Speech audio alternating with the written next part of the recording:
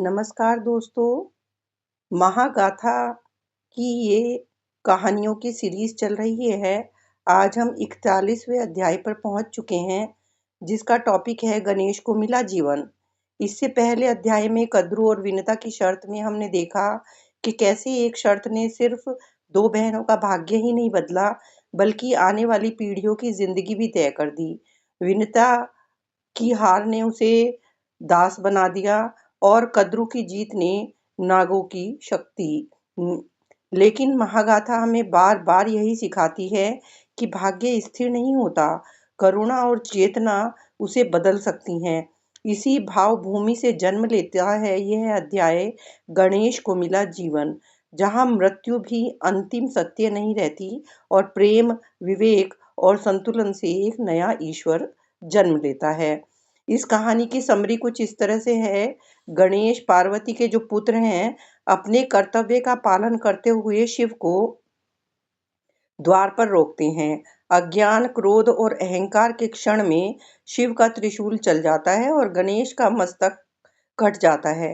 यह क्षण ठीक वैसा ही है जैसे कद्रू और विनीता की शर्त में था, जहां एक निर्णय ने असंतुलन पैदा कर दिया।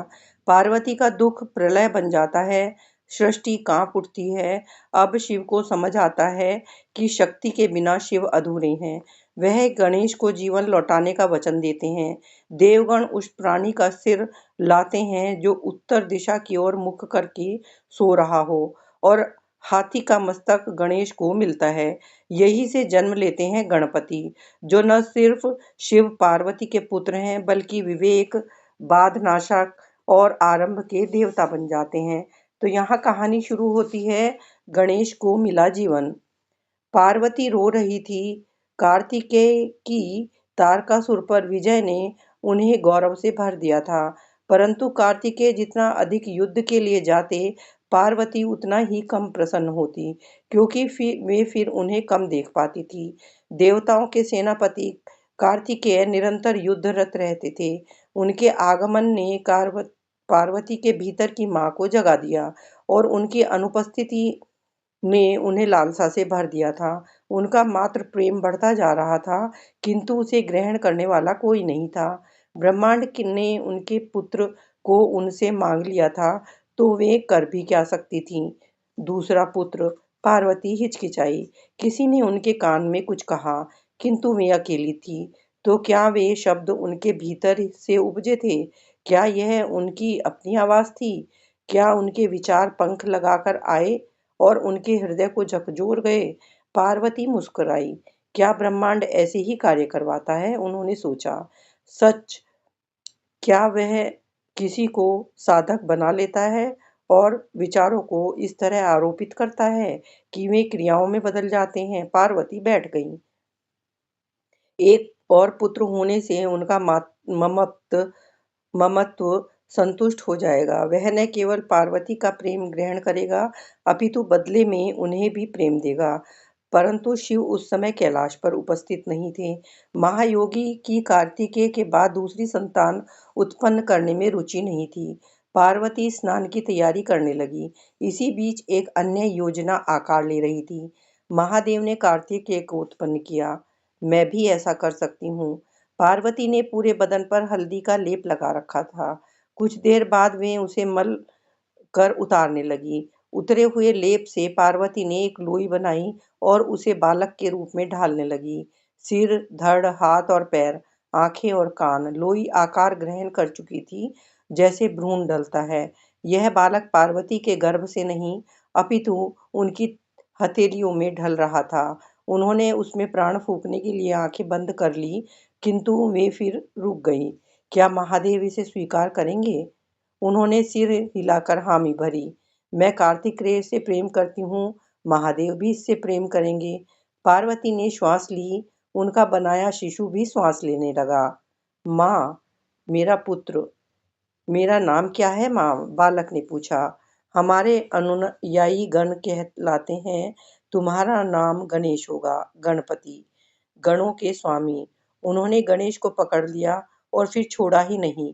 कुछ क्षण बाद उन्होंने गणेश को अपने अनुचर के पास सौंप दिया। मैं अब स्नान करूंगी। पुत्र, तुम यहीं पहरा देना और भीतर किसी को मत आने देना। ऐसा ही होगा, मैं वचन देता हूँ। भीतर जाकर पार्वती शिव के बारे में सोचने लगी। वे सोच रही थी कि शिव जब उस सुंदर बालक को देखेंगे तो क्या कहेंगे। उन्हें पता नहीं था कि शिव कैलाश पहुंच चुके थे और वे पार्वती से ही मिलने आ रहे थे।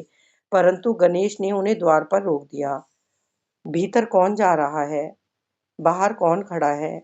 मैं गणेश हूँ, पार्वती का पुत्र। मैं महादेव हूँ, पार्वती का पति। मुझे जाने दो।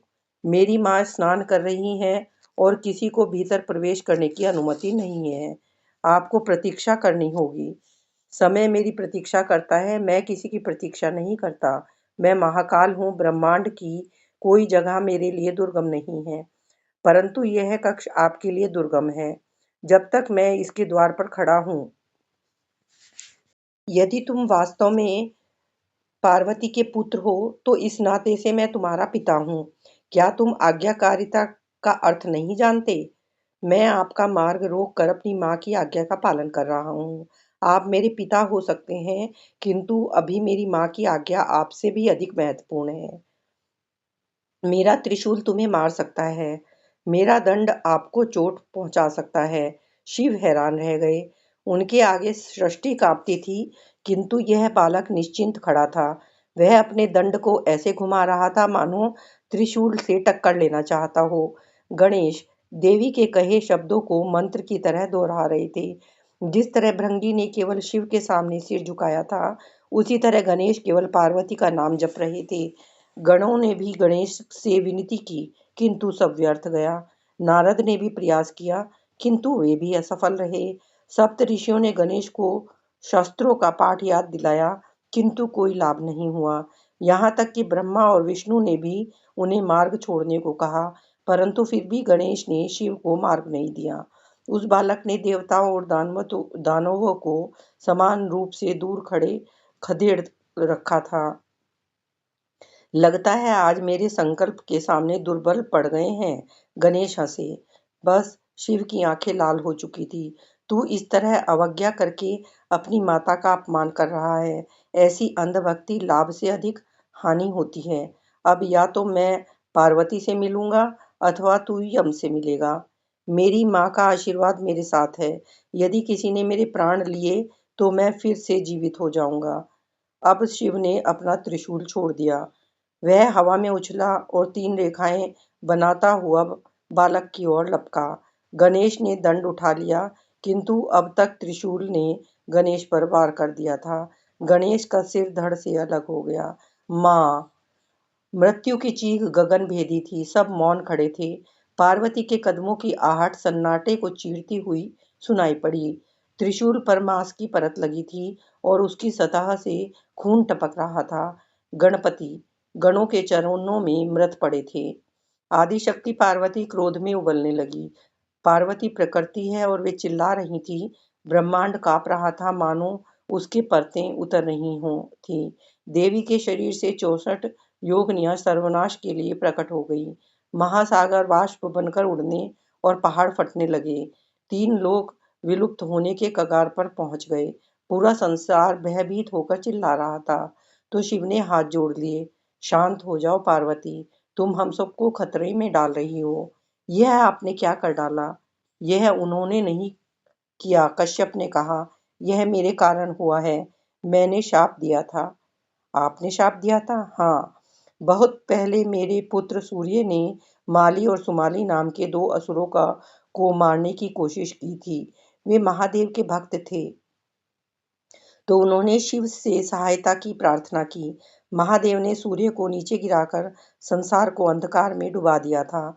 उस समय अपने पुत्र सूर्य की पीड़ा देखकर मुझे क्रोध आ गया था और मैंने महादेव को शाप दिया था कि एक दिन वह स्वयं अपने ही पुत्र का सिर काट डालेंगे। वह शाप आज पूरा हो गया है। क्या मेरे गणेश का यही काम था? पार्वती गरज उठी। एक शाप को पूर्ण करने के लिए उपकरण की तरह उसका उपयोग किया गया। मैंने उसे उत्पन्न किया था महादेव अपने शरीर से। आपने उसे नहीं मारा, आपने मुझे मार डाला है। अब देखिए, मेरा शव ब्रह्मांड के ऊपर गिरेगा। तुम ऐसा नहीं कर सकती। आप स्वयं को नष्ट नहीं कर सकती। क्यों नहीं?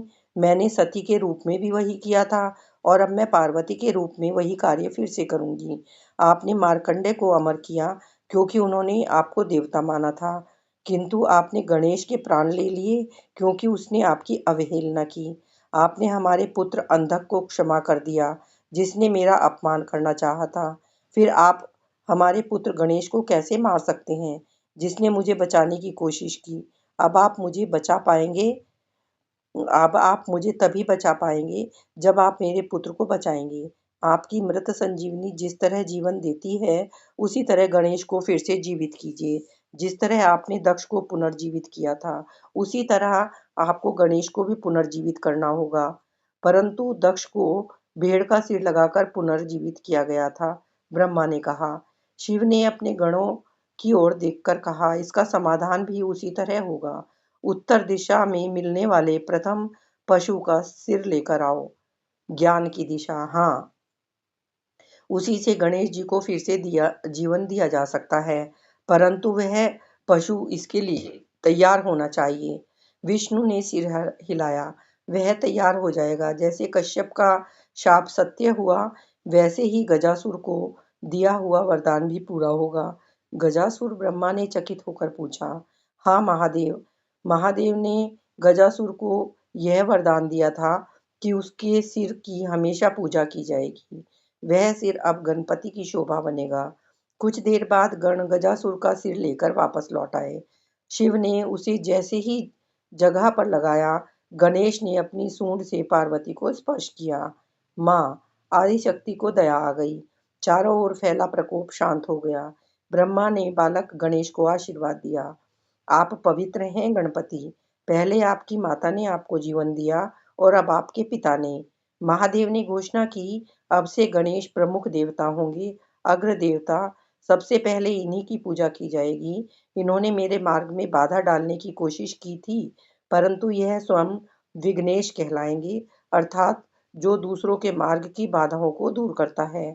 इनका नाम गजानन होगा, यानी जिसका मस्तक हाथी का है, और वह विनायक होगा, नायकों में श्रेष्ठ। कहानी यहाँ पर खत्म होती है। इस कहानी का कंक्लूजन यही है कि सिर्फ पुनर्जीवन की ये कथा नहीं है, ये उस ट्रांसफॉर्मेशन की कहानी है जहां एक भूल एक महान संभावना में बदल जाती है। जैसे कद्रू और विनता की शर्त ने नागों और गरुड़ की नियति बनाई, वैसे ही गणेश का पुनर्जीवन देवताओं और मनुष्य के जीवन का मार्गदर्शक बन गया। इस कहानी से मैसेज मिलता है कि power without awareness is destruction. दूसरा मैसेज मिलता है कि love without balance becomes attachment, लेकिन compassion plus wisdom is equal to creation. Ganesh हमें सिखाते हैं कि कमजोरी कोई दोष नहीं, बल्कि वही हमें करुणावान बनाती है। इस कहानी की सीख यही है कि गलतियां यदि स्वीकार कर ली जाएं, तो वे नए ईश्वर तक को जन्म दे देती हैं। Mistakes are not the end. Motherhood is not possession, it is protection. Parvati का प्रेम अधिकार नहीं, उत्तरदायित्व है। शिव का झुकना देवत्व का सबसे बड़ा प्रमाण है। True leadership Bhoj before accountability. Beginning need blessings not force. इसीलिए हर शुभ कार्य से पहले हम गणेश की पूजा करते हैं। गणेश हमें याद दिलाते हैं कि जीवन सिर्फ पूर्णता में नहीं, बल्कि टूटने और जुड़ने की प्रक्रिया में सुंदर होता है। और शायद इसीलिए हर शुरुआत से पहले हम गणेश जी को बुलाते हैं। Thank you so much for listening. अगली कहानी दुर्गा द्वारा महिषासुर का वध में मिलते हैं।